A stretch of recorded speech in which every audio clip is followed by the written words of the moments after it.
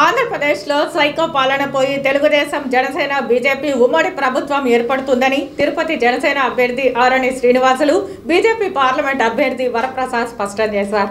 Tirupati assembly Janasena BJP కార్యకర్తల పరిచయ వేదిక కార్యక్రమం శుక్రవారం తిరుపతి నగరంలోని ఓ ప్రైవేట్ హోటల్లో జరిగింది. ఈ కార్యక్రమానికి తిరుపతి పార్లమెంట్ బీజేపీ అభ్యర్థి వరప్రసాద్, జనసేన అసెంబ్లీ అభ్యర్థి ఆరణి శ్రీనివాసులు ముఖ్య అతిథులుగా హాజరయ్యారు. ఈ సందర్భంగా బీజేపీ ఎంపీ అభ్యర్థి వరప్రసాద్ మాట్లాడుతూ జగన్మోహన్ రెడ్డి ఎస్సీ కులాల నాయకులను వాడుకుని వదిలేస్తారని, ఆయన సైకో పాలన నచ్చకే తాను వైసీపీ పార్టీ వీడానని పేర్కొన్నారు.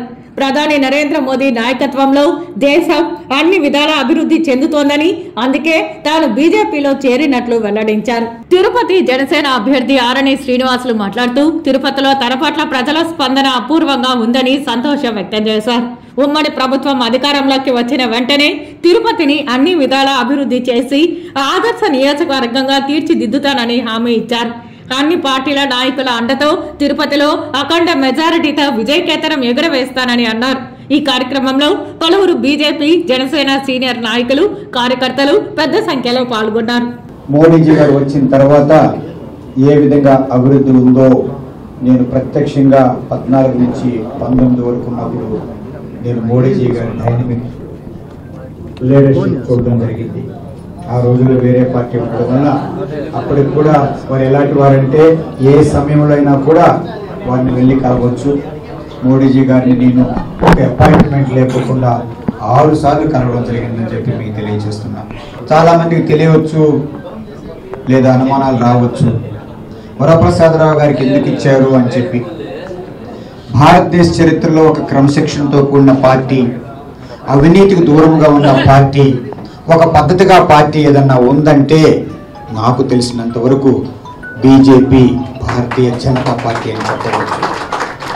ఏ ప్రలోభాలకు లొంగరు, ఏ రికమెండేషన్లు కానీ అవినీతికి కానీ తల ఉంచరు.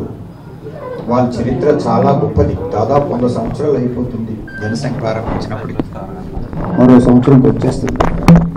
సో అలాంటి వారు చక్కగా సర్వే చేయించి నాకు ఇక్కడున్న భారతీయ జనతా పార్టీ నాయకులు కానీ కార్యకర్తలు కానీ ఢిల్లీ నుంచి వారు అడిగినప్పుడు నా గురించి వారు ఒక మంచి మాట చెప్పడం వలన, అలాగే నిష్పక్షపాతంగా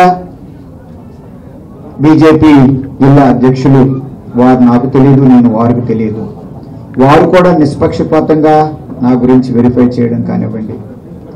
అలాగే పురంధేశ్వరి అక్క, వారు కూడా చాలా హుందాగా గౌరవనీయంగా ఉండే వ్యక్తి, ఏ ప్రలోభాలకు లొంగే వ్యక్తి కాదు. వారు కూడా అలా పంపించిన తర్వాత అప్పుడు కేంద్రీయ భారతీయ జనతా పార్టీ ఒక అనుభవంతుడు, సమర్థవంతుడు అని చెప్పి వరప్రసాదరావుకి ఇచ్చారని చెప్పి తిరుపతి ప్రజలందరూ కూడా నేను చేతులు జోడించి తెలియజేస్తున్నాను.